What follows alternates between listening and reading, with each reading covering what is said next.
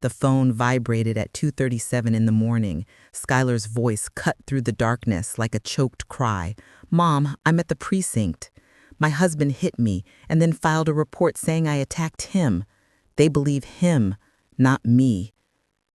I closed my eyes, took a deep breath, and then she said something that made my entire body tense up. "There's an officer on duty here. He's nervous. He keeps looking at me like he knows me." I sprang out of bed without thinking, without turning on lights, without losing the second. I started the car, and the empty streets became a black blur beneath my tires. Skylar was still on the line, her breathing ragged, her weeping suppressed. "Darius has a cut on his arm, Mom. He told them I attacked him with a knife. There's blood on his shirt. He looks like the perfect victim." I gripped the steering wheel until my knuckles turned white. I knew that scene. I had seen it 1,000 times. The abuser turned victim, the victim turned criminal. But I never thought I would hear those words come from my own daughter. "Which precinct?" I asked, and my voice came out like cold steel. "10th Street," she replied through sobs. "10th Street?" My heart skipped a beat. That precinct, that district. I sped up. The red light meant nothing. I blew through it. The streets of the sleeping city had no right to stop me. Not tonight. Not when my daughter was trapped in a holding room while her abuser walked free with a fake wound and a well-rehearsed story. I arrived in 12 minutes. It should have taken 20. I didn't care. I double-parked right in front of the entrance. The precinct's fluorescent lights sliced through the night like white knives. I pushed open the glass door. The air inside smelled of stale coffee and fear. A young officer was behind the desk. He looked up. He saw me and something shifted in his face. He pallid. His hand stopped halfway to the keyboard. His eyes went wide as if he'd seen a ghost. "Excuse me," he stammered. "I didn't know." The sentence died on his lips. I stared at him. I didn't say anything yet. I just looked. And in that silence, in those 3 eternal seconds, I saw his throat move as he swallowed. I saw his hands tremble slightly. I saw recognition. I saw fear. "Officer," I finally said, and my voice filled the empty space like a sentence handed down from the bench. "I am here for my daughter, Estelle Hayes, and you are going to explain exactly what is happening here." Officer Miles, according to his badge, stood up so quickly that his chair rolled backward. "Judge Estelle," he whispered, "Judge." It had been 5 years since anyone had called me that. 5 years since I left the bench, but he recognized me. And by the way his eyes darted between my face and the hallway leading to the holding rooms, I knew that my presence had triggered an alarm in his memory. "I didn't know the detainee was your daughter," he continued, his voice growing softer. "The husband filed the report first. He came in bleeding, said she attacked him. We have protocol." "Protocol?" I repeated. The word tasted like venom in my mouth. I took a step toward the counter. Miles instinctively backed up. "Where is my daughter now?" He pointed a shaky hand down the hall. "Waiting room. We haven't booked her yet. Captain Cole is reviewing the case personally. He and Mr. Croft, they're acquainted." Of course. Of course they were. Men like Darius always have friends in convenient places. They always know the captain, the judge, the prosecutor. They always have a network that protects them while their victims drown. "Take me to her," I ordered. Miles hesitated. He looked toward a closed door at the end of the hall. Behind that door were the captain and probably Darius, playing imaginary golf with words, sealing the official version of events, deciding Skylar's fate while she waited alone, frightened, not understanding how her life had turned into this nightmare. "Now, officer," I insisted, and this time it was not a request. Miles nodded. He led me down the hall. Our footsteps echoed against the gray walls. Every sound reminded me of the thousands of hallways I had walked, the thousands of cases, the thousands of women. but I never imagined I'd walk this hall for my own daughter. Miles opened a door, and there was Skylar, sitting in a plastic chair, hunched over herself, hugging her knees. She looked up when we entered. Her eyes were swollen, red, empty of hope. But when she saw me, something shattered on her face. "Mom," she whispered, and she rose, stumbling. She ran toward me.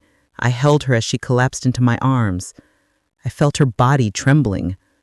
I felt every sob that shook her chest, and I felt something else, something that chilled my blood. Bruises.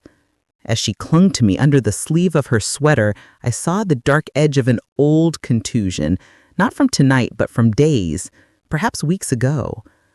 I gently pulled the fabric away. Skylar tried to cover up, but it was too late. I saw the bruises creeping up her arm like a map of violence, finger marks, dark lines where someone had held her tight many times. "Skylar," I whispered, and my voice broke for the first time. "How long?" She shook her head. Tears streamed down her face. "I couldn't tell you, Mom. I couldn't. You were a judge your whole life helping women like me.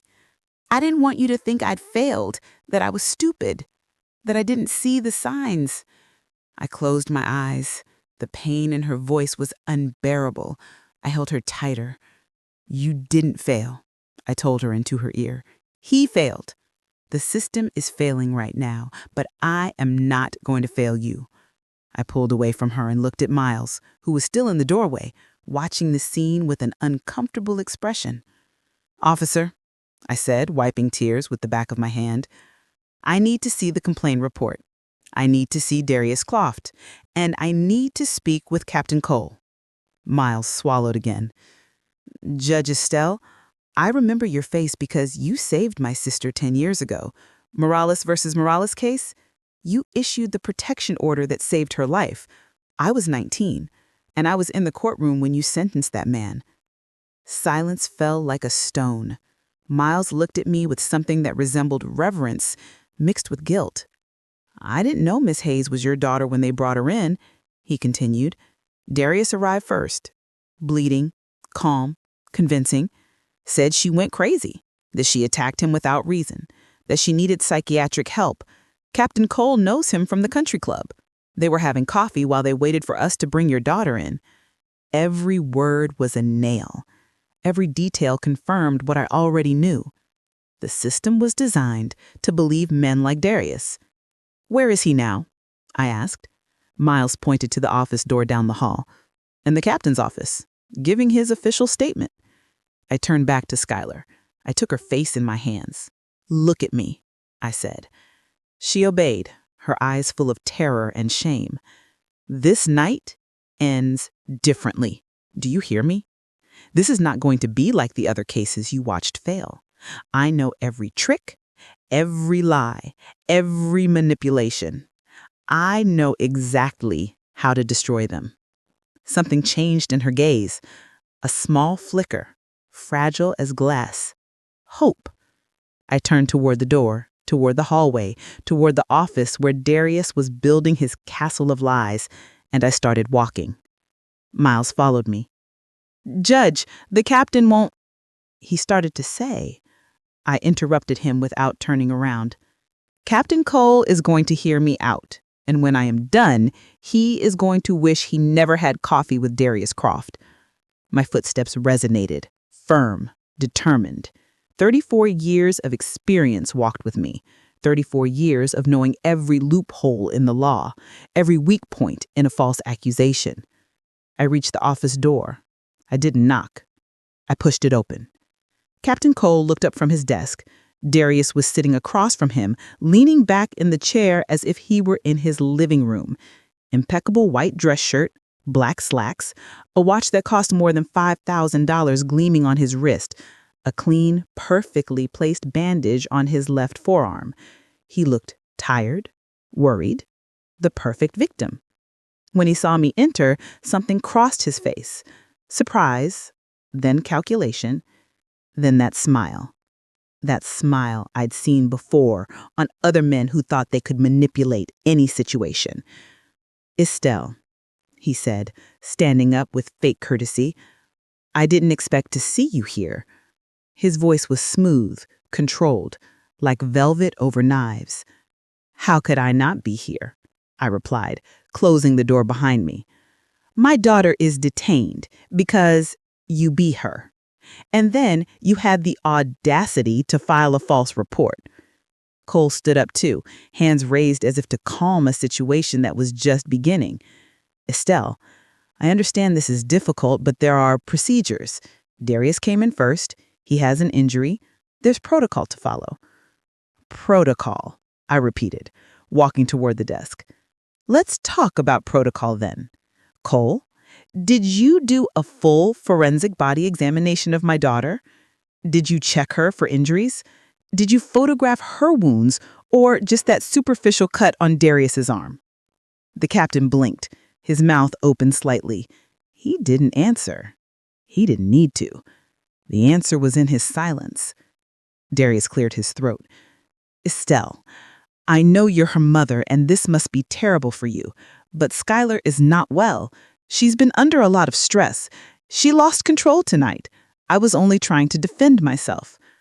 I looked at him. I really looked at him. I saw the performance, the carefully rehearsed posture, the eyes seeking sympathy, the hands moving with measured gestures. This man had practiced. He knew exactly how to look innocent, how to sound reasonable, how to turn the violence he perpetrated into an episode of madness by his victim. "How long have you been planning this, Darius?" I asked, and my voice was ice. "How long have you been preparing this story? A week?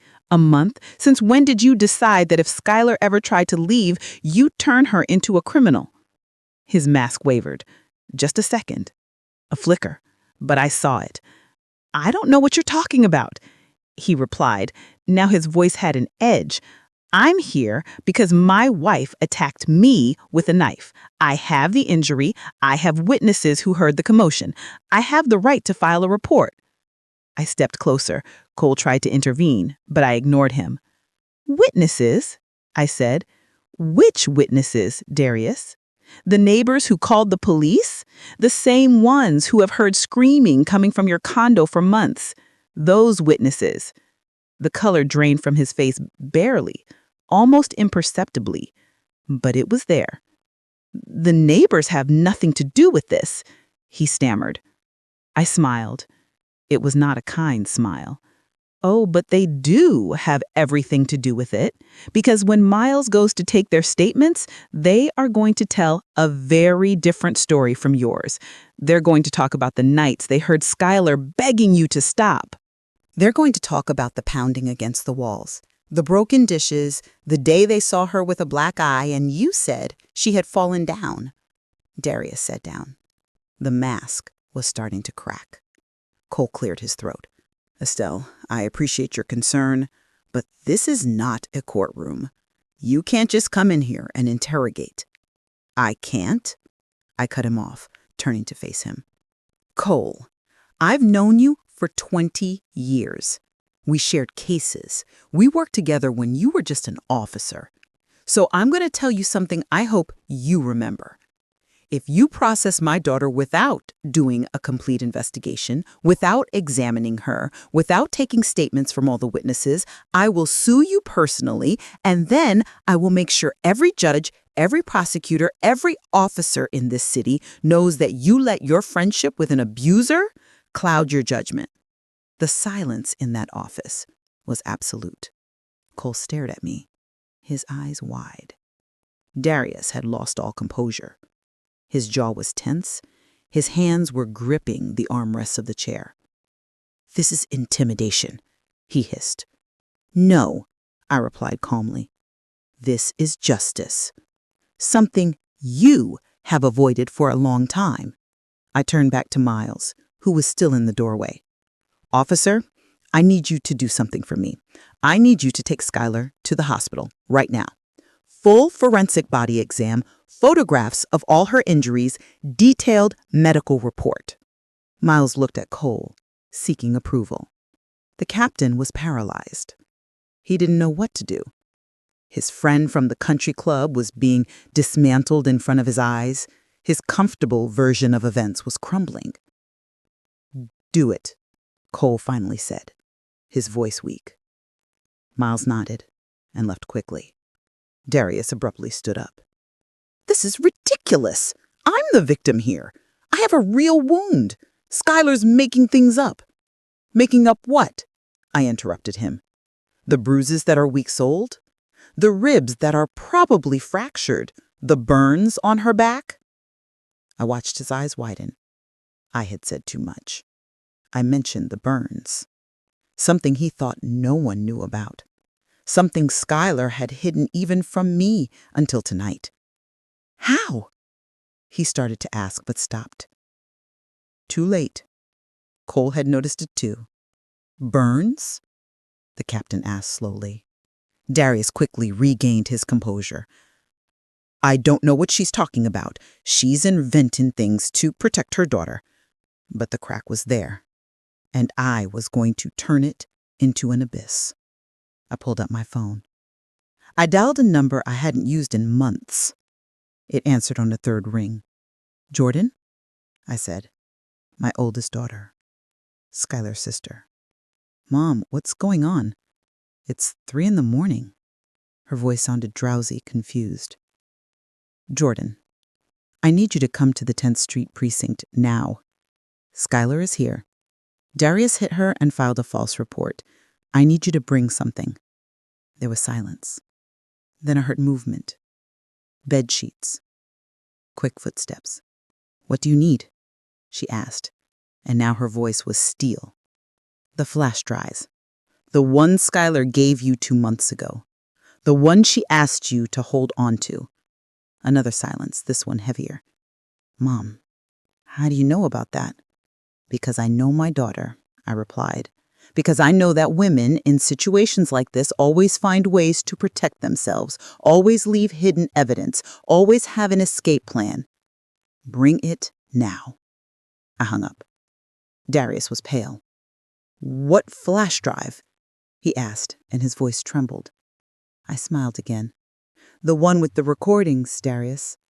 The recordings Skylar made over the last 3 months, every time you threatened her, every time you hit her, every time you told her no one would believe you over her." It was a bluff. I didn't know for certain that flash drive existed, but I knew the pattern. I knew how survivors worked, and I knew Skylar. My daughter was intelligent, scared, yes, trapped, yes, but intelligent.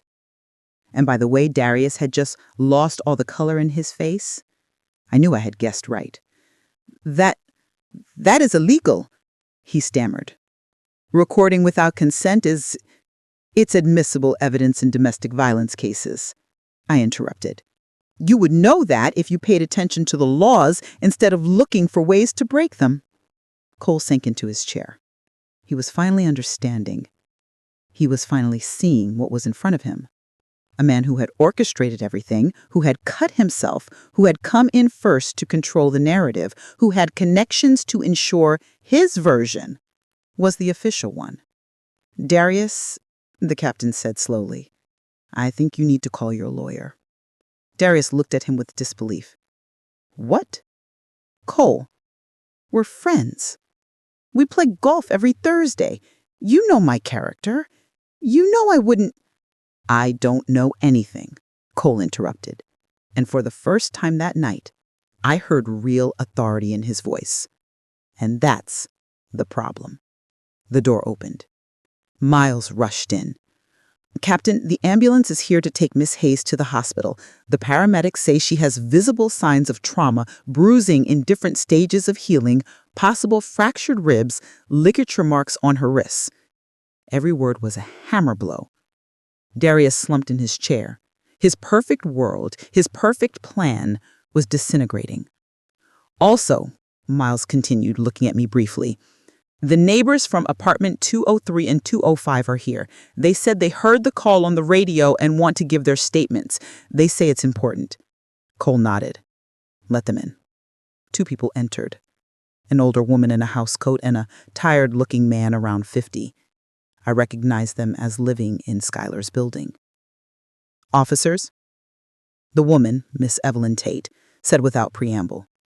"We came to tell the truth. That man," she pointed at Darius, "has been abusing that poor girl for months. We've heard everything." The screams, the banging, the begging. "We called the police 3 times, Miss Tate continued, but every time you arrived, he said everything was fine and you left." The man, Mr. Leonard Bell, nodded. "Tonight was different. We heard glass break. We heard Schuyler scream that he was going to kill her. Then silence. Then we saw him leave with his arm bleeding, but walking calmly like nothing happened. That's not the behavior of someone who just got attacked. That's the behavior of someone executing a plan." Darius stood up abruptly. "You don't know anything. You weren't inside the apartment. You didn't see." "We saw enough," the woman interrupted him, "and this time we are not going to be silent." Darius opened his mouth to reply, but Cole raised his hand. "Enough." The captain rubbed his temples. He looked like he had aged 10 years in the last 20 minutes. "Miles, take the complete statements from these witnesses. Every detail, every date they remember, every call they made." He turned to Darius. "And you, stay here. You are not going anywhere until this is sorted out." I watched Darius's mask finally crumble completely. The elegant composure evaporated.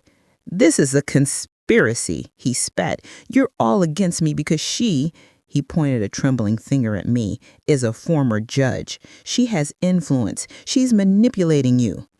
"No," I said with chilling calm. "You are the one who manipulates. I am only exposing the truth." I walked out of the office. I didn't need to see more. Darius could scream all he wanted. His words no longer held power. The evidence would speak for him, and the evidence never lies. I walked down the hall to where they had taken Schuyler. Paramedics were loading her onto a stretcher. She looked so small, so fragile. I walked over and took her hand. "I'm coming with you," I told her. She nodded, gripping my fingers tightly, like when she was a child and was afraid of storms. The hospital was 12 minutes away. Schuyler didn't speak during the ride. She just stared at the ambulance ceiling with empty eyes. I held her hand the whole way.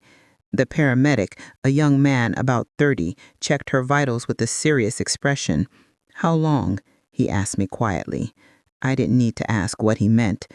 "I don't know," I answered honestly. "Months. Maybe more than a year." He nodded, writing something on his tablet. "I've seen a lot of cases. This one is bad. Injuries in different stages of healing indicate a sustained pattern of abuse." We arrived at the emergency room. The bright lights greeted us like a slap. They took Schuyler directly to an examination room. A middle-aged woman with her hair pulled back, Dr. Amani Jones, entered almost immediately. "I'm Dr. Jones," she said, looking at me briefly before focusing on Schuyler. "I'm going to do a complete exam. Is it okay if your mother stays here?" Schuyler nodded. Her voice was barely a whisper. "Yes, I want her to stay." The doctor began the exam. Every time she discovered a new injury, her expression hardened.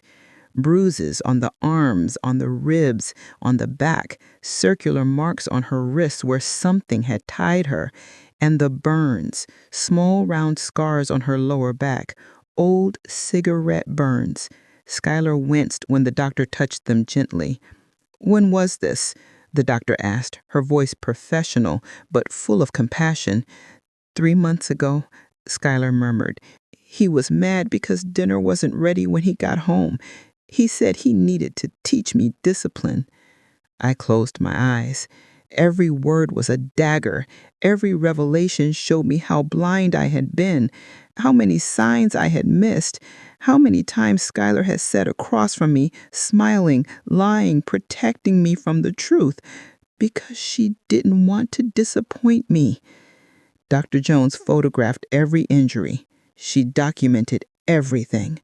"I'm going to order x-rays," she said finally. "I need to check the ribs, and I want you to talk to our social worker." She left the room. Schuyler and I were left alone. The silence was dense, heavy. "I'm sorry, Mom," she finally whispered. "I should have told you. I didn't interrupt her. Don't apologize. None of this is your fault. I sat on the edge of the bed. Why didn't you tell me, Skylar? Why did you let it go so far? Her tears ran down her cheeks. Because you saved so many women. Your entire career, you dedicated your life to protecting domestic violence victims, and I became one of them. I felt so ashamed, so stupid. I thought if I told you, you would look at me differently. You would think I failed, that I didn't learn anything from you. Her voice broke in sobs. I hugged her, being careful not to press where there were bruises. Listen to me, I told her firmly. You didn't fail. He failed. The system failed. I failed for not seeing. But you survived. And that takes more strength than most people have in their whole lives. The door opened. Jordan burst in like a hurricane, hair messy, coat thrown over her pajamas. In her hand, she held a small black flash drive. Skylar gasped, running toward the bed. She hugged her sister so tightly that they both cried. I brought it, Jordan said, showing me the flash drive. I didn't listen to all of it. I couldn't, but there are hours of recordings. Skylar gave it to me 2 months ago. She made me a promise that if anything happened to her, I would give it to the police. I took the flash drive. It was light, so small, but it contained the weight of months of terror. Why didn't you come to me with this before? I asked Skylar. She wiped her tears. Because I was afraid. Darius always said that if I left him, if I tried to report him, he would destroy me. He said he had contacts, that no one would believe me, that he was Darius Croft, respected businessman, and I was just his unstable wife. He said if I spoke, he'd make sure I lost everything, my job, my family, my freedom. She took a shaky breath. Tonight, he lost control more than ever. He broke a bottle, cut his own arm with the glass, and then I saw something in his eyes. I saw he was going to kill me, so I fought back for the first time in months. I fought for real. And his wound? I asked. Skylar looked down. I tried to take the glass away from him. He cut himself in the struggle, not deep, barely a scratch. But when he saw the blood, he smiled. He smiled, Ma. And he said, now I'm going to the police. I'm going to say you attacked me, and when they arrest you, you'll finally learn your place. She shivered.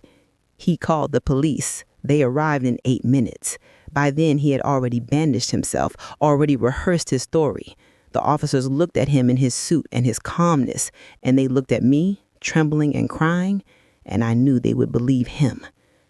Jordan squeezed her sister's hand, but he didn't count on Mom. She smiled through tears. No one counts on Estelle Hayes when someone hurts her family. I put the flash drive in my pocket. I'm going back to the precinct. I need to give them this. I need to make sure Darius doesn't leave there until he's properly processed. Skylar sat up quickly, panic in her eyes. Mom, he has a lawyer, Randall Quinn. He's the best defense attorney in the city. He called him before you even arrived. He's going to get out. He is not getting out, I said with absolute certainty. Not this time. I kissed her forehead. Jordan is staying with you. You are not alone anymore. I left the room. The hospital hallway was quiet. It was almost 5 o'clock in the morning. I called Miles. He answered immediately. Judge Estelle, I have additional evidence, I said. Recordings. Is Darius still there? There was a pause. Yes. His lawyer, Randall Quinn, arrived 20 minutes ago. He's demanding we release his client, says there's no probable cause, that Darius's injury is sufficient evidence of assault, and that the neighbors' testimonies are circumstantial. Of course, Randall Quinn. I knew him. Slick, expensive, amoral. He defended anyone who could afford his $1,000 per hour fee.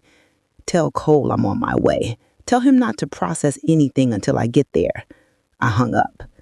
The dawn was starting to break on the horizon. I got into my car.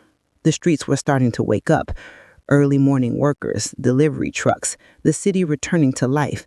But I was still at war, and the battle wasn't over. I arrived at the precinct as the sun barely painted the sky orange and pink. The street smelled of fresh baked bread from the corner bakery. Normal life. Normal people starting their normal days, while I walked back into that building where my daughter had been treated like a criminal, where her abuser had drunk coffee with the captain as if they were old friends. I pushed open the glass door. The shift had changed. There were new officers at the desk, but Miles was still there. He saw me enter, and something in his expression told me the situation had worsened. "Judge," he said in a low voice, approaching quickly, "Randall Quinn is pressing hard. He threatened to sue the department for illegal detention. He says Darius is the real victim and that we are being influenced by his connection to you." I gripped the flash drive in my pocket. "Where are they?" Miles pointed to the same office as before. "Cold is with them. He looks bad. Judge Randall is good at what he does. He's dismantling every argument. He says the neighbors only heard noises, didn't see anything, that Skylar's injuries could be self-inflicted or from another incident, that the only clear physical evidence is the cut on Darius's arm. I walked toward the office. My steps sounded like sentences. Miles followed me. "There's something else," he added nervously. "Randall already contacted a friendly judge. He has a preliminary release order ready to sign if we don't file solid charges in the next 2 hours. 2 hours. The system designed to protect the innocent being used to free the guilty." I opened the door without knocking. Randall Quinn was standing next to Darius, elegant in his dark gray suit that probably cost $3,000, perfectly combed hair, leather briefcase on the desk. He looked at me with those calculating eyes I had seen in many lawyers who prioritize profit over justice.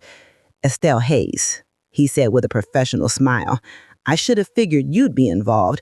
Your daughter attacks my client, and somehow you turn this into a media circus." His tone was condescending, calm, as if he were talking to an irrational child. "Your client," I replied with a voice of steel, "beat my daughter for months. Tonight he tried to kill her, and then he cut himself to create an alibi." Randall laughed, a soft, professional laugh. "Those are serious accusations. Do you have proof? Because I have an injured client, a wife with a history of erratic behavior, according to him, and zero forensic evidence to support your narrative." I pulled the flash drive from my pocket. I placed it on Cole's desk with a sharp thump. "Here's your proof." Silence fell like a tombstone. Randall looked at the flash drive. Darius turned pale. "What is that?" the lawyer asked, but his voice had lost some confidence. "Recordings," I said. "Months of secret recordings Skylar made.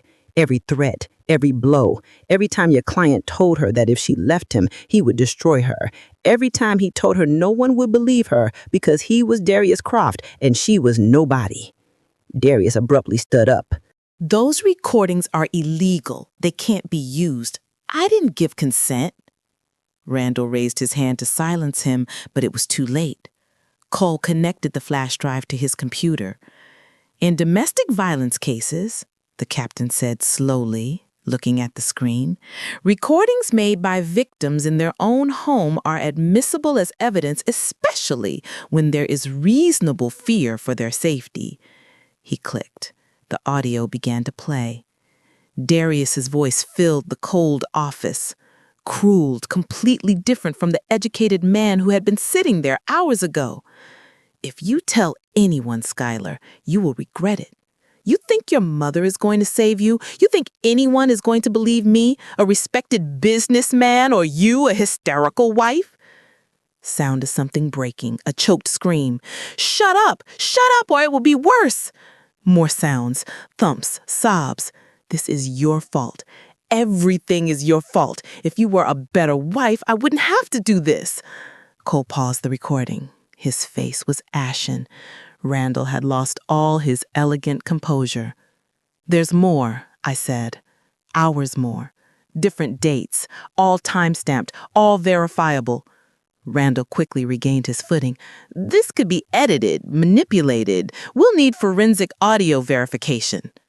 "Of course," I agreed. "And while they verify it, Darius remains detained without bail because we just heard direct death threats, because we have medical evidence that matches the dates on the recordings, because we have witnesses confirming the pattern of abuse."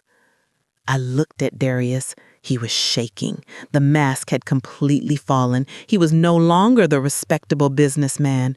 He was just a scared man who knew his world was collapsing. "Anything to say now, Darius?" He opened his mouth and closed it. His eyes darted between Randall, Cole, and me looking for escape. There was none. "I want to talk to my lawyer privately," he finally mumbled. Cole nodded. "Miles, take Mr. Croft to the interrogation room. Mr. Quinn can accompany him." When they left, the captain collapsed into his chair. He looked exhausted, ashamed. "Estelle, I didn't know. Darius and I play golf. He seemed like a good guy. I never imagined—" "You never imagined," I interrupted, "because you didn't want to see, because it was easier to believe the man in the expensive suit than the scared woman." Cole rubbed his face. "You're right. I failed. I should have done the complete exam from the beginning. I should have listened to the neighbors months ago when they called. I should have—" "You should have," I agreed, "but now you can correct it. Process Darius full charges, aggravated assault, felony battery, threats, continuous domestic abuse, and make sure he doesn't get bail." He nodded slowly. "I will. I'll call the assistant district attorney on duty." He picked up the phone. "With this evidence, there's no way a judge grants him freedom." While he dialed, I looked out the window. The sun was already high. A new day had begun, but I felt like I had lived an entire week in a single night. My phone vibrated. Jordan. "Mom, the x-rays came back. Skylar has 2 fractured ribs, an old fracture in her wrist that never healed properly, and old head trauma. The doctor says it's consistent with repeated blows over months." I closed my eyes. Every word was confirmation of my worst nightmare. "How is she?" "Sedated. They gave her something for the pain and shock. She's sleeping." "But Mom, she told me something before she drifted off. She said Darius has videos. Videos of her in compromising situations. Says he drugged and recorded her, that he uses them to blackmail her, that he threatened to put them online if she left him." The rage I felt in that moment was like lava. Pure, burning, destructive. "Where are those videos, Jordan?" "On his computer. In his own office. Skylar says he keeps them there as insurance." I hung up with Jordan and turned back to Cole.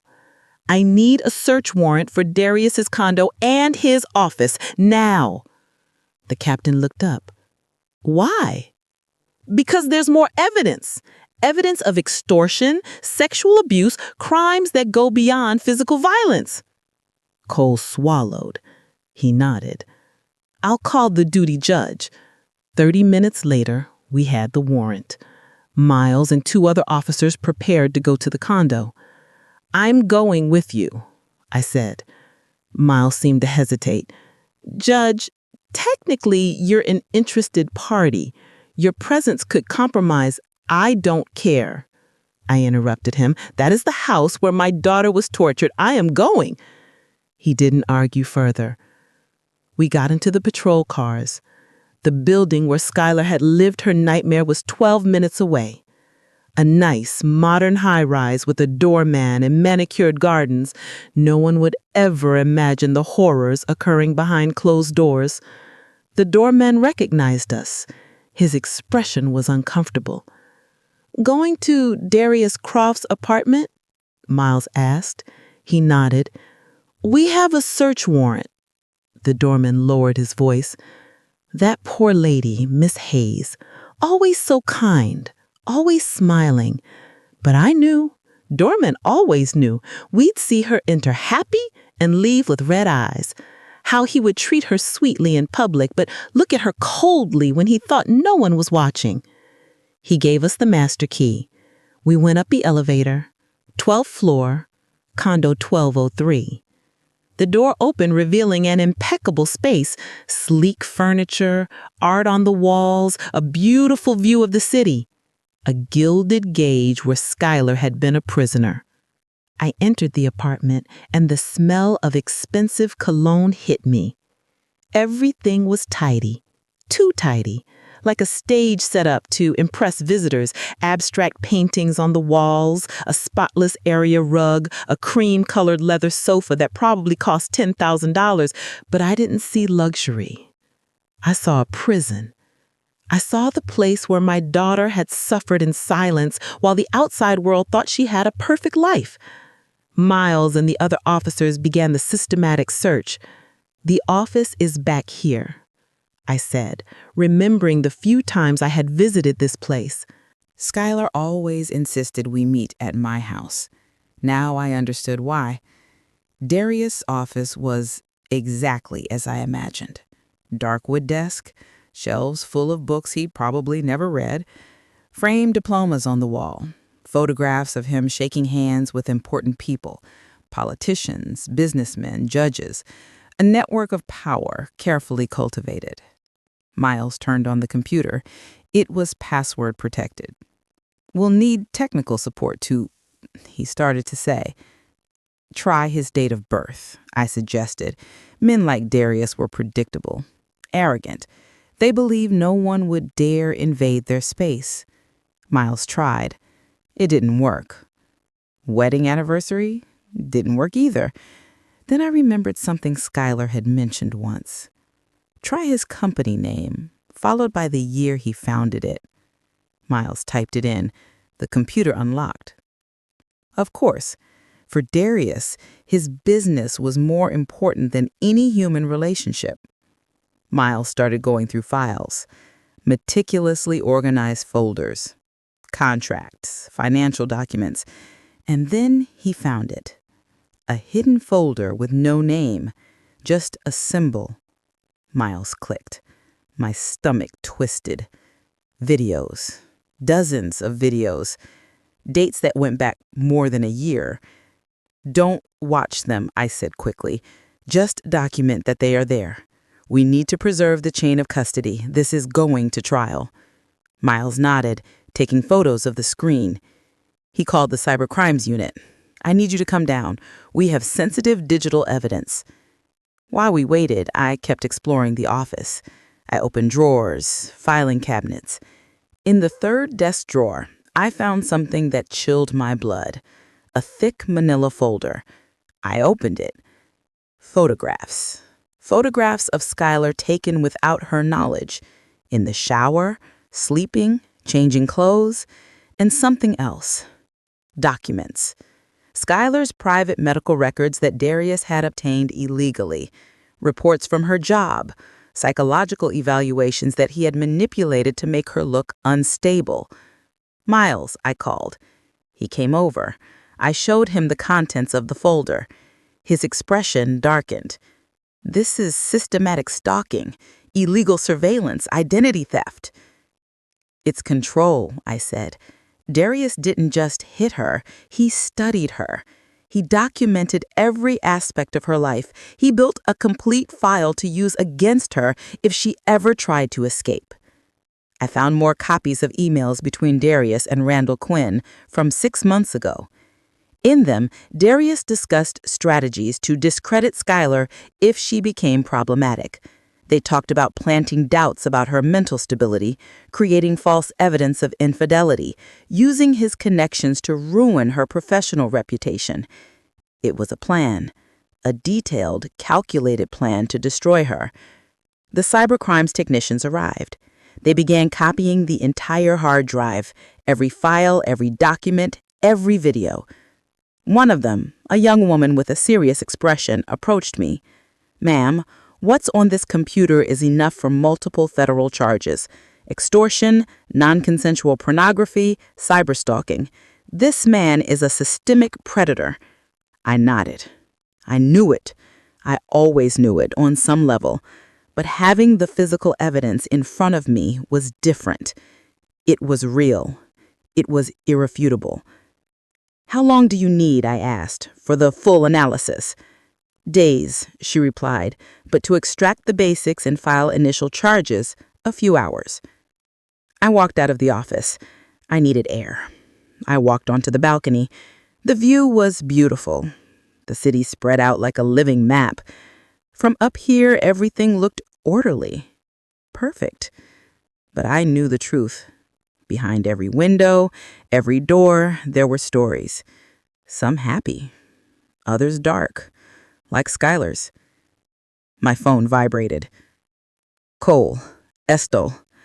Darius is demanding to see a judge. Randall is filing a motion for habeas corpus, says the detention is illegal. I smiled without humor. Tell Randall we have additional evidence. Videos, documents, a premeditated plan of abuse and extortion, and that in the next few hours his client is going to face federal charges in addition to the state ones. There was silence on the other end. Then Cole sighed. Darius just broke. When we told him about the search warrant, he started screaming, said everything on that computer was private, that we had no right. Randall tried to silence him, but he kept talking. He essentially confessed there was compromising material without us even asking him. I laughed, a bitter sound. Criminals always betray themselves. Always. Keep the recording of that spontaneous confession. Randall will try to suppress it, but with any luck, the judge will admit it. I hung up. Miles came out to join me on the balcony. Everything is documented? The computer goes to the lab? The physical documents go into evidence? Good, I said. Let's go back. I want to be there when they formally process Darius. We went downstairs. The doorman stopped us in the lobby. Did you find anything? He asked in a low voice. I shouldn't have answered him. It was an active investigation, but something in his expression made me speak. We found enough to ensure he never hurts anyone again. The doorman nodded slowly. Good. That Miss Hayes deserves justice. We all knew it here, but no one did anything, myself included. I'm ashamed. I put a hand on his shoulder. Now you can do something. If the case goes to trial, they're going to need witnesses, people who saw, who heard, who can confirm the pattern. We'll tell everything, he promised. Back at the precinct, the sun was high in the sky. I had been up all night, but I didn't feel tired. I felt purpose. We entered. The energy had changed. Officers were talking in low voices. There were more people. A woman in a formal suit was at the counter. She recognized me immediately. Judge Hayes, she said, extending her hand. I'm Assistant District Attorney Aisha Reynolds. Captain Cole brought me up to speed on the case. I knew her reputation. Tough, smart, with an impressive history of convictions in domestic violence cases. I need to review all the evidence, she continued. The recordings, the medical reports, the testimonies. If this is as solid as they told me, I'm going to request detention without bail. It is solid, I assured her. And there's more. We just seized a computer with evidence of additional felonies: extortion, revenge, pornography, systematic harassment. Patricia's eyes gleamed, not with joy, but with determination. Perfect. I'm going to bury this man so deep he'll never see the light of day. I liked her style. Direct, no nonsense. Where is Darius now? I asked. Interrogation room 3. Randall is with him. They're waiting for the bail hearing. Patricia checked her watch. It will be in 2 hours. Enough time for me to prepare my case. She turned to Miles. Officer, I need certified copies of everything. Every recording, every photo, every statement. I want them on my desk in 1 hour. I sat down in a chair in the hallway. I finally felt the weight of exhaustion. I closed my eyes for a moment, just a moment, and I saw Skylar's face. Not the scared face from tonight, but her face as a child, laughing, running, free. My phone vibrated, pulling me out of my thoughts. Jordan? Mom, Skylar woke up. She's asking for you. She wants to know what happened to Darius. I stood up. Tell her I'm on my way. Tell her Darius is not getting out. Tell her this time the system worked. I drove back to the hospital. The mid-morning traffic was dense. Office workers rushing to jobs they hated, mothers taking children to school, normal life flowing around my personal dorm. I arrived at the hospital, went up to the 4th floor. Skylar's room was at the end of the hall. I knocked gently before entering. Skylar was sitting up in bed, still pale, still with visible marks on her face, but her eyes held something different. It was no longer the desperate emptiness of last night. There was a faint glimmer, fragile hope. Jordan was sitting next to her, holding her hand. "Mom," Skylar said when she saw me. Her voice was raspy, tired. "It's true? They really found everything?" I sat on the other side of the bed. "We found it. The recordings you made, the videos he made, the documents, everything. Darius is detained. The prosecutor is going to ask that he be denied bail." Tears ran down her cheeks, but this time they were different. Not tears of fear, but of relief. "I can't believe it's over," she whispered. "I lived with so much fear for so long." Every morning I woke up wondering if that would be the day he killed me. Every night I fell asleep praying to survive until dawn. Jordan squeezed her hand. "You don't have to live like that anymore." Skylar nodded. Then she looked at me with guilt-filled eyes. "Mom, your whole life you helped women like me, and I couldn't even help myself. I feel so ashamed." "No," I said firmly, taking her other hand. "Listen to me, Skylar. What you lived through wasn't weakness. It was survival. You did what you had to do to stay alive. You recorded evidence. You gave it to Jordan. You planned your escape even when it seemed impossible. That is not shame. That is strength." Skylar sobbed. "But I should have left sooner. I should have." "There is no should have," I interrupted her. "Abuse victims leave when they can, not when others think they should. The right moment is when you get out alive. And you did it." Jordan embraced both of us. 3 generations of women, broken but not destroyed. Dr. Jones entered with a thick folder. "Good morning. I came to check on you." She examined Skylar, checked her vitals, changed bandages. "The ribs are going to hurt for weeks. You'll need pain medication and rest. The contusions will heal. The physical scars will eventually fade." She paused. "But you need professional help for the wounds that don't show. We have excellent trauma-specialized therapists. I recommend you start as soon as possible." Skylar nodded. "I will.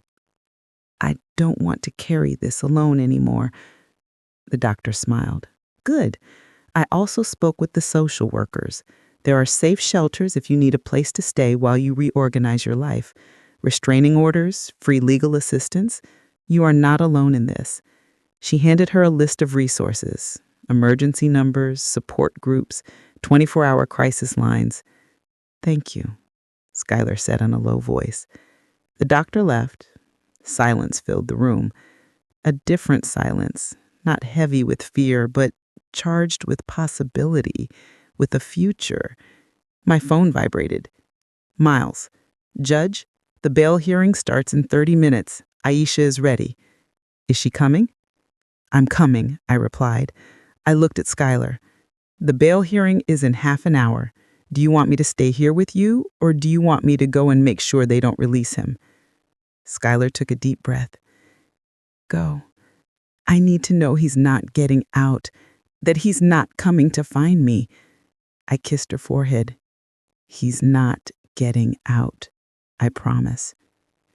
Jordan walked with me to the elevator. "Mom, thank you for believing, for fighting, for not giving up."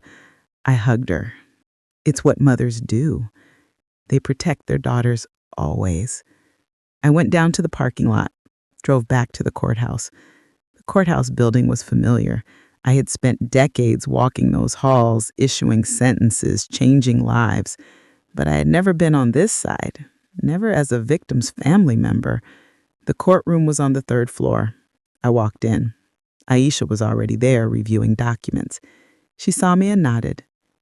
Darius was sitting with Randall, still in his clothes from yesterday, now wrinkled, unshaven, red eyes, the mask of the successful businessman completely gone. He saw me enter. Something crossed his face.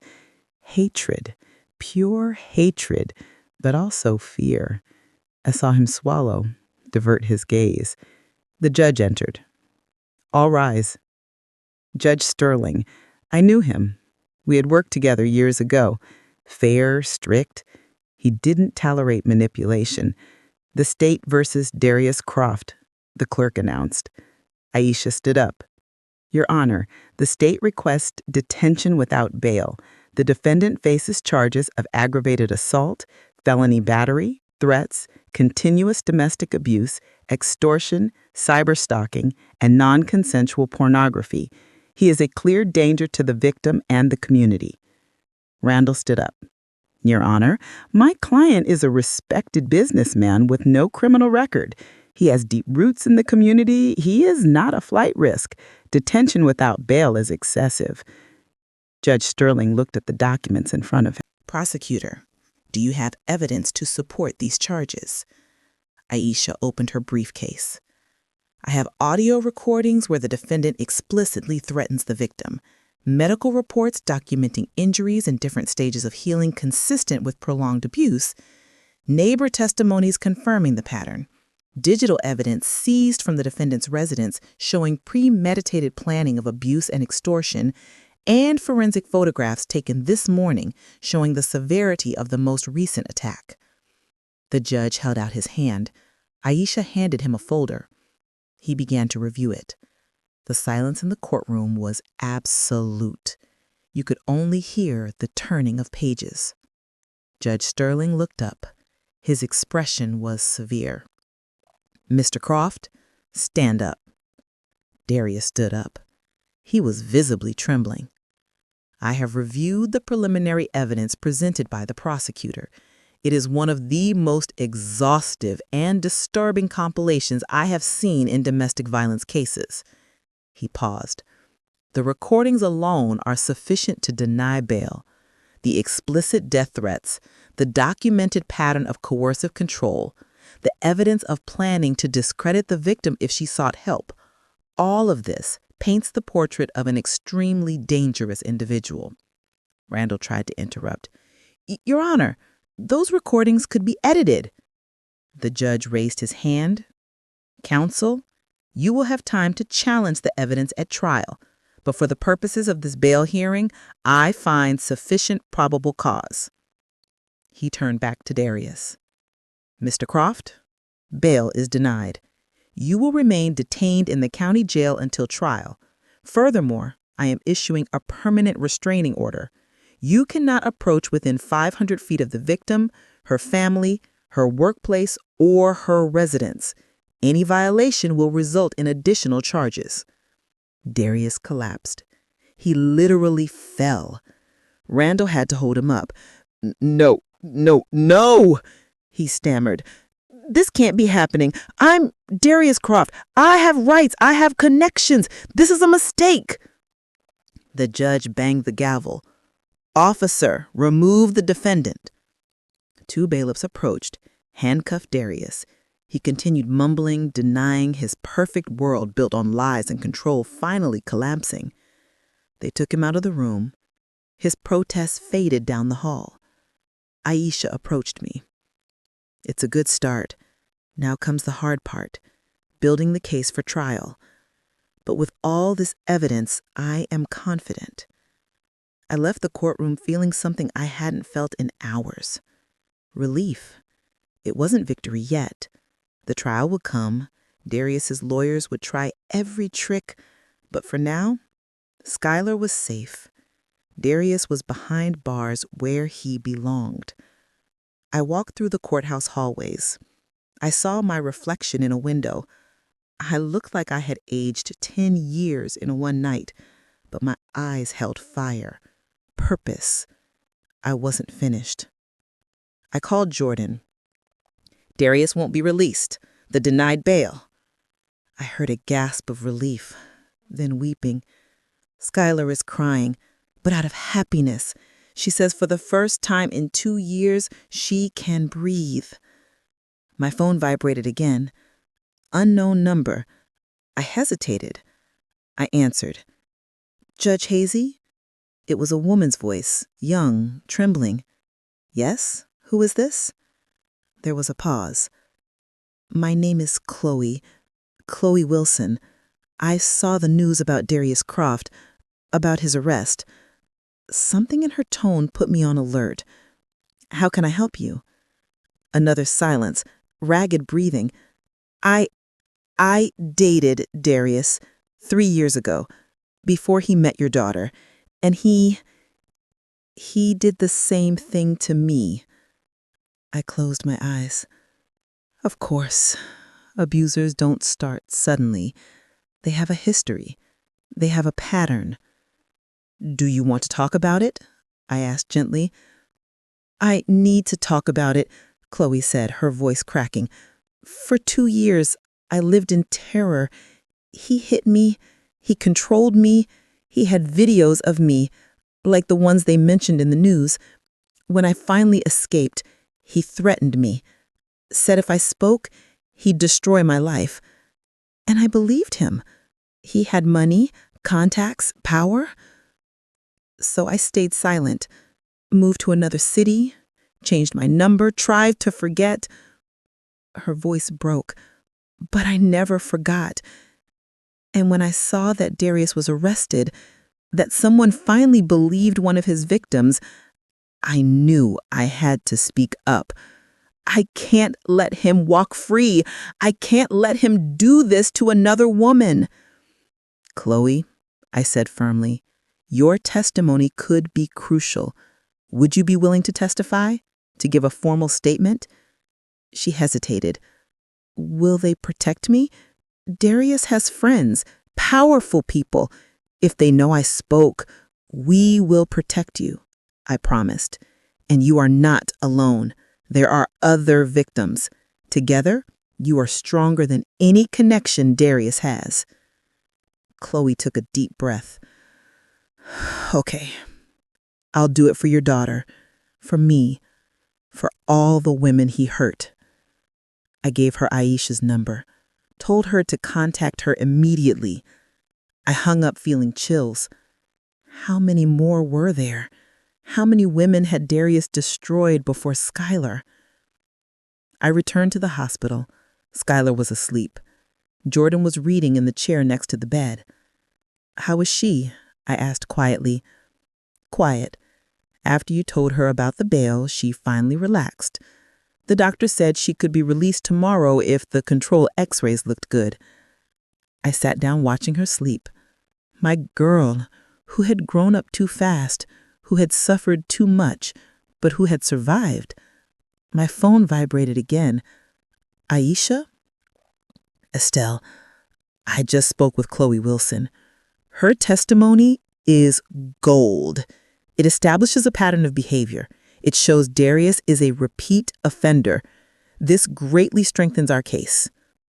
I smiled. Are there more? I asked, though I feared the answer. 2 more women called after seeing the news, Aisha replied, both with similar stories. Darius met them, seduced them, then the cycle of abuse, control, violence began. Threats, extortion with intimate material, the exact same tactics.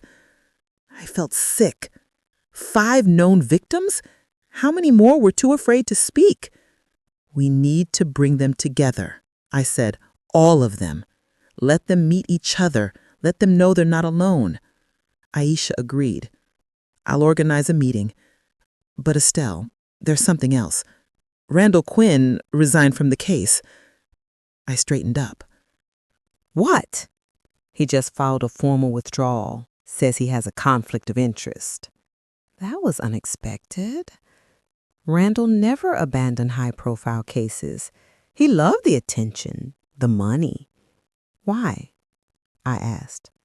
Aisha laughed without humor.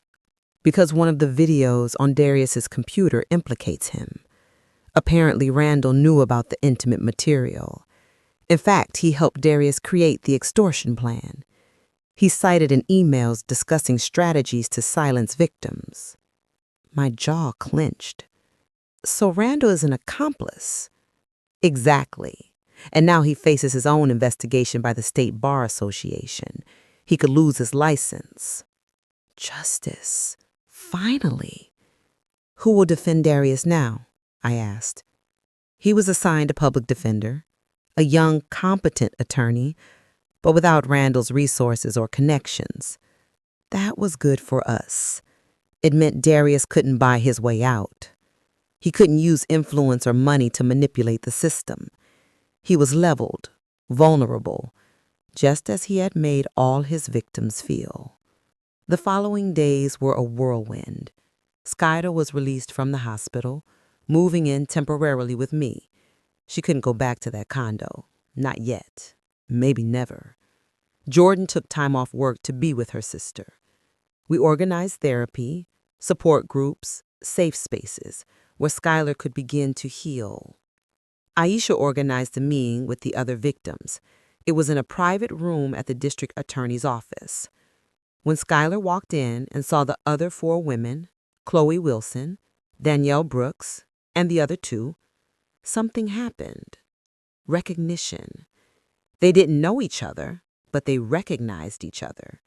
In each other's eyes, they saw their own pain reflected. Chloe was the first to speak. I thought I was the only one. I thought there was something wrong with me, that I somehow provoked his violence. The others nodded. One by one, they shared their stories. The details were different, but the pattern was identical.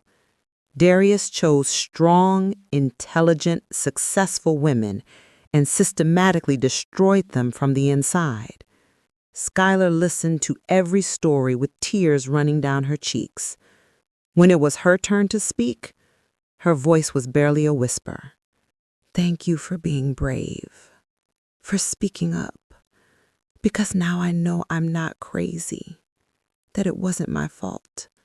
The 5 women embraced, strangers, united by shared trauma, but also by shared hope, by the promise that this time the system would not fail. This time the abuser would pay.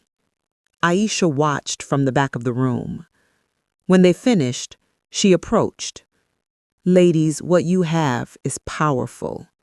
5 independent testimonies, 5 stories that follow the same pattern. This is not coincidence. This is evidence of a serial predator. Preparation for the trial began. Depositions, interviews, evidence review.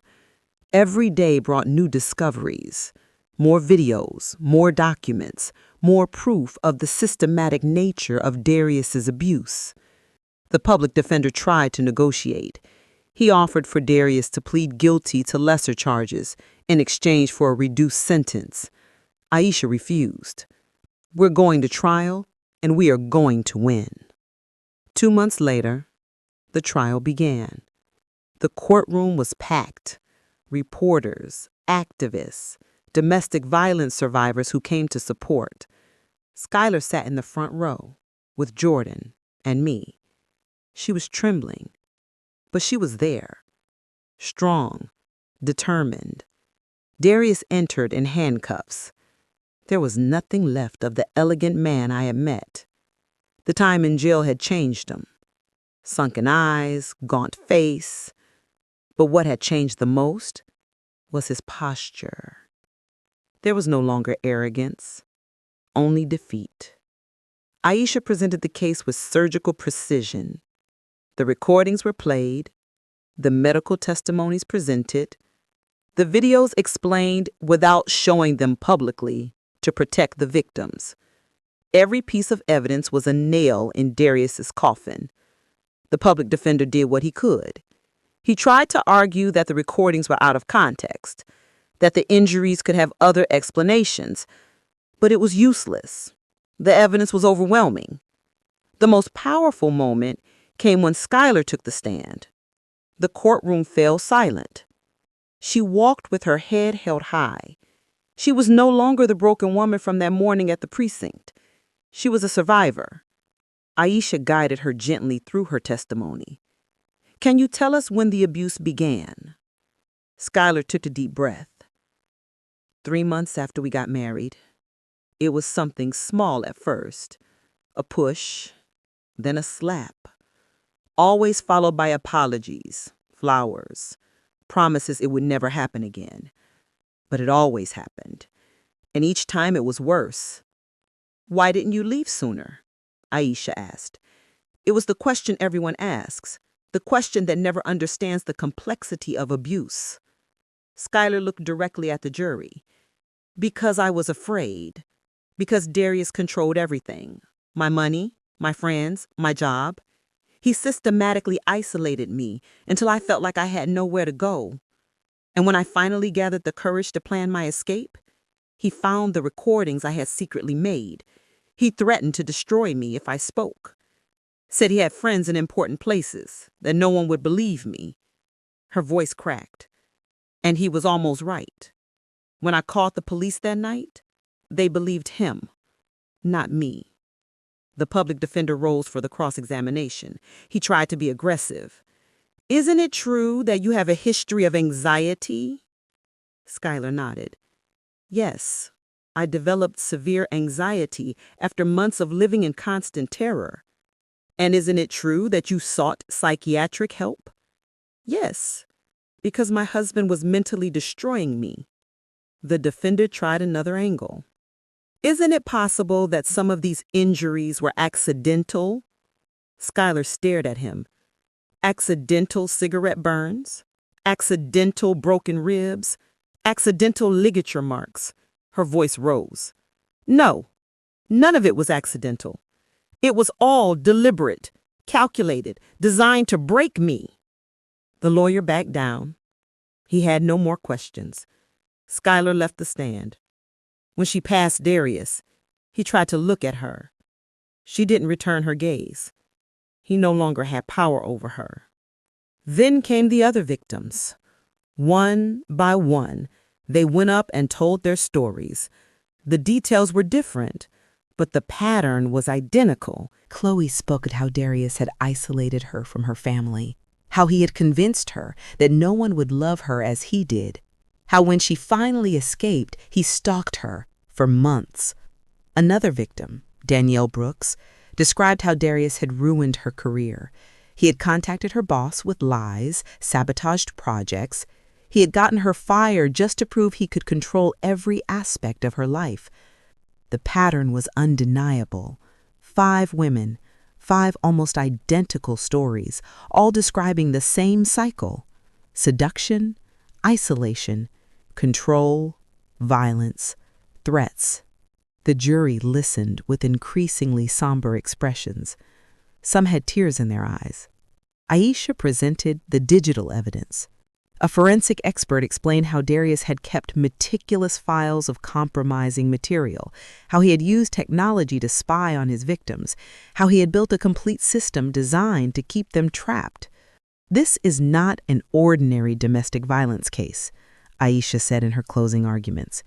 "This is the case of a serial predator who used his position, his money, and his connections to systematically victimize vulnerable women." She walked in front of the jury.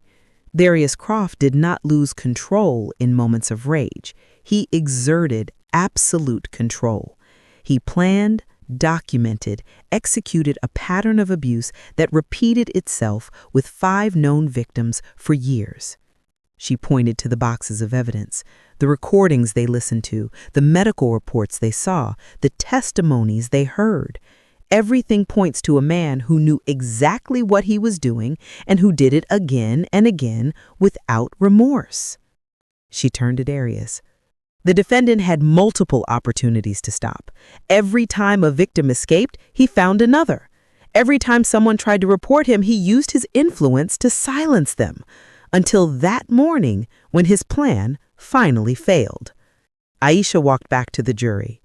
Because this time, the victim had a mother who knew how the system works, a former judge who knew every tactic Darius would try to use, and who was not going to allow another woman to be destroyed. She paused. But it shouldn't be necessary to have a judge as a mother to get justice. It shouldn't be necessary to have 5 victims speaking to be believed. One victim should be enough. One testimony should be enough. And this evidence, she gestured to the boxes again, is more than enough to declare Darius Croft guilty on all counts. The public defender did his best. He argued that Darius had anger management issues, that he needed treatment, not prison, that the circumstances were more complex than they seemed. But his words sounded hollow. He had no answer for the recordings, no explanation for the repeated pattern, no defense against the mountain of evidence. The jury retired to deliberate. We waited 3 hours, 4, 5.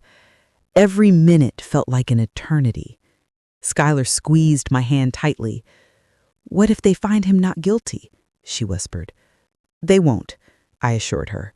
"The evidence is too clear." But deep down, I was afraid. I had seen solid cases fall apart. I had seen the guilty walk free. I had seen the system fail too many times. Finally, after 6 hours, the jury returned. We all stood up. The jury foreman, an older man with a serious expression, held the paper with the verdict. Judge Sterling spoke. "Has the jury reached a verdict?" "Yes, Your Honor." "How do you find the defendant on the charge of aggravated assault?" The jury foreman looked directly at Darius. "Guilty." A collective gasp filled the courtroom. "On the charge of felony battery?" "Guilty." "On the charge of continuous domestic abuse?" "Guilty." One by one, every charge was read, and each time the answer was the same. Guilty, guilty, guilty. Darius collapsed in his seat. His lawyer tried to comfort him, but it was useless. His world had officially ended. Skylar broke down in sobs. Jordan hugged her. The other victims in the courtroom cried, but not out of sadness, but out of relief, out of validation, out of justice, finally served. Judge Sterling banged the gavel. "Sentencing will be delivered in 2 weeks." We left the courtroom. Outside, reporters waited. Aisha gave a brief statement. Today, the system worked. 5 brave women spoke up, and a serial predator was found guilty. This verdict sends a message. Domestic abuse will not be tolerated, no matter who you are, no matter how much money you have. Skylar also spoke, her voice trembling but clear. "I want other victims to know that you are not alone, that your voices matter, that there is justice. It may take time, it may be hard, but it exists." The 2 weeks until sentencing passed quickly. Skylar began to rebuild her life. She went back to her job. She found a new apartment, small but safe. Jordan helped her move. I decorated with them. The day of the sentencing finally arrived. The courtroom was full again. Darius was brought in handcuffs. He looked defeated, broken. Judge Sterling reviewed the documents. "Mr. Croft, you have been found guilty of multiple serious charges. I have reviewed the pre-sentence reports. I have considered the systematic nature of your crimes, the coldness with which you victimized multiple women for years." He looked directly at Darius. "You used your position and resources to cause immeasurable harm. You destroyed lives. You traumatized women who trusted you, and you did it without remorse." He paused. "Therefore, I sentence you to 25 years in state prison without possibility of parole for the first 15 years. Furthermore, you must register as a violent offender for life." The gavel fell. Final, definitive 25 years. Darius was 42. He would be an old man when he got out. If he got out. Skylar closed her eyes.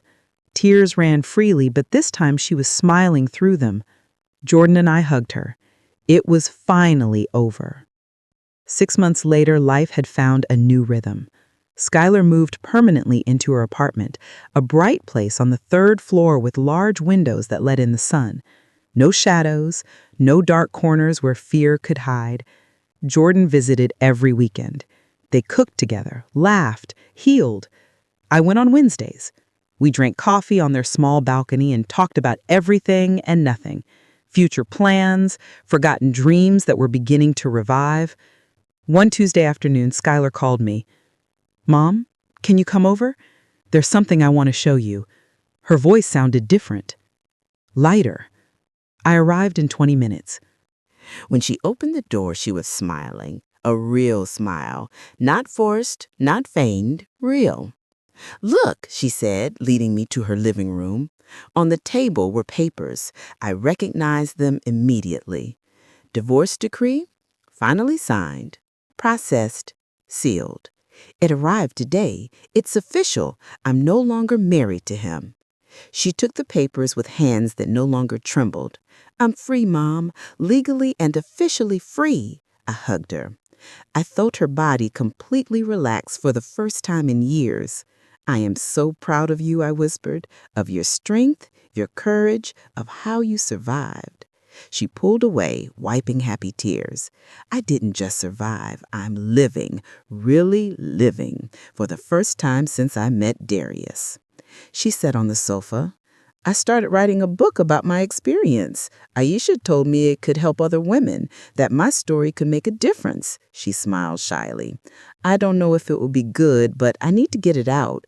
I need to turn the pain into something useful." I sat next to her. "It will be more than good. It will be important because it comes from the truth, from real experience." Skylar nodded. "And I started giving talks at women's shelters, at colleges, talking about the red flags, about how abuse doesn't always start with physical violence. Sometimes it starts with isolation, with control, with making you doubt yourself. The other victims are healing too," she continued. "Chloe opened a nonprofit organization to help survivors. Danielle went back to college. We are all rebuilding together." She took my hand.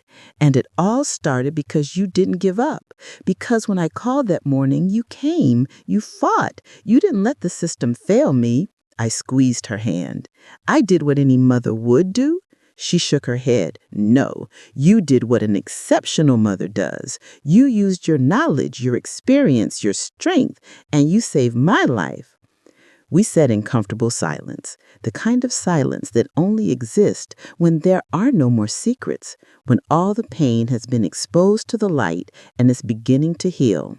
My phone vibrated. "Jordan, are you two together? I'm on my way. I have news." She arrived 30 minutes later with a bottle of non-alcoholic wine and a radiant face.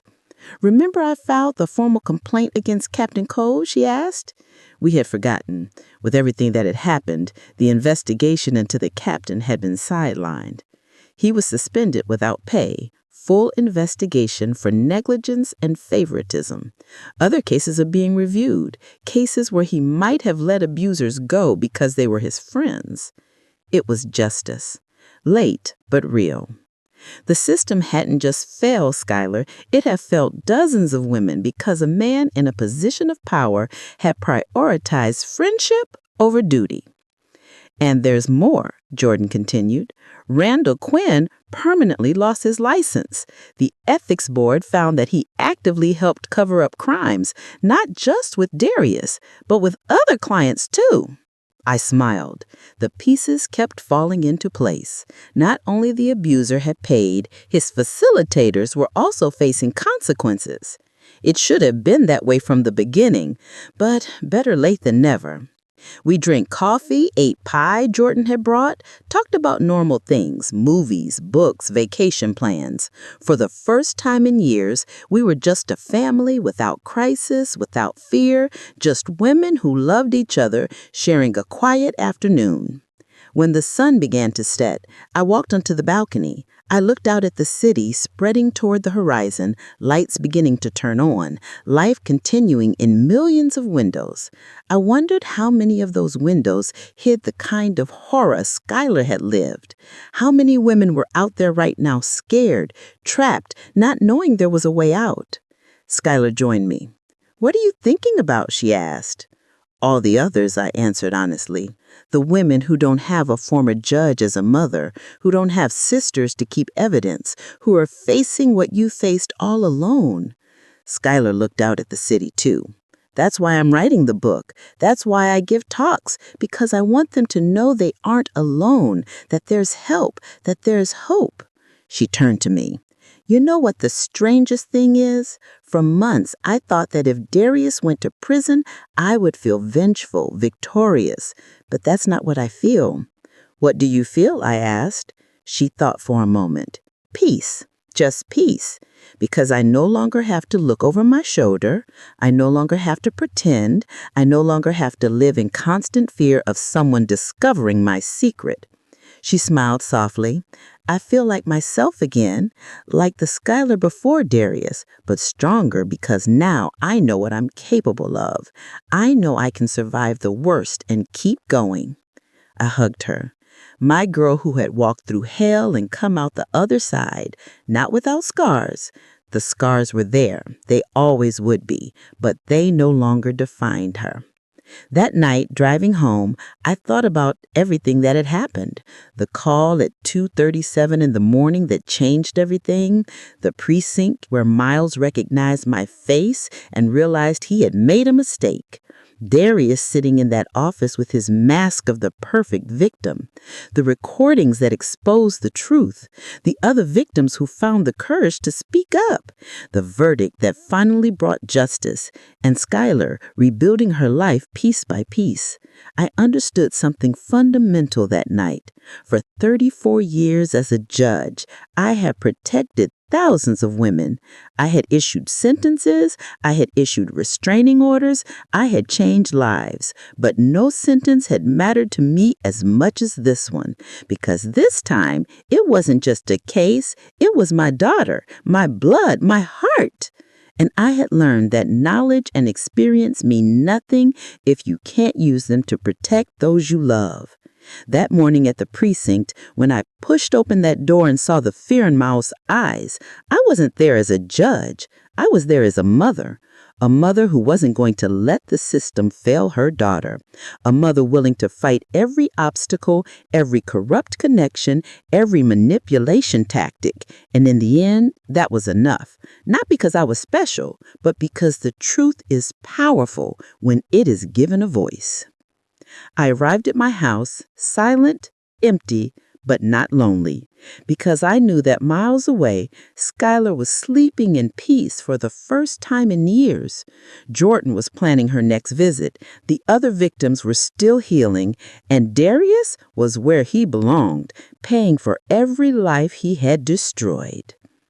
I poured myself a cup of tea, sat in my favorite armchair, closed my eyes, and understood the most important lesson of my entire career. It's not about revenge. It was never about revenge. It's about protection, about making sure victims can sleep without fear, about giving them a voice when the world tries to silence them, about being there when the system fails, because sometimes the system fails, but mothers don't. The true protectors don't. And that morning, when my daughter needed me, I was there, and that made all the difference. You know, after everything that happened, I realized something. Justice isn't just a word in a courtroom. It's a heartbeat. The courage to stand up when life knocks you down. Sometimes the system breaks, but love, persistence, and truth rebuild it. I learned that even when everything seems lost, there's always a way back if we keep fighting for it. If you ever feel trapped or voiceless, remember this: silence protects no one, but speaking up can save lives, even your own. And if my story touched you, maybe it's because you too believe that strength is born from pain and that healing begins the moment we stop hiding. If you agree with me and liked my story, show it by sending a like. Let's see our numbers grow. I'm curious from which city and at what time are you listening? Write it in the comments. Thank you for listening and sharing your precious time with me. For more life stories like this, you can check out other videos on my channel and subscribe. On the screen, there are 2 new life stories I'm sure you'll love. Click 1 and start listening.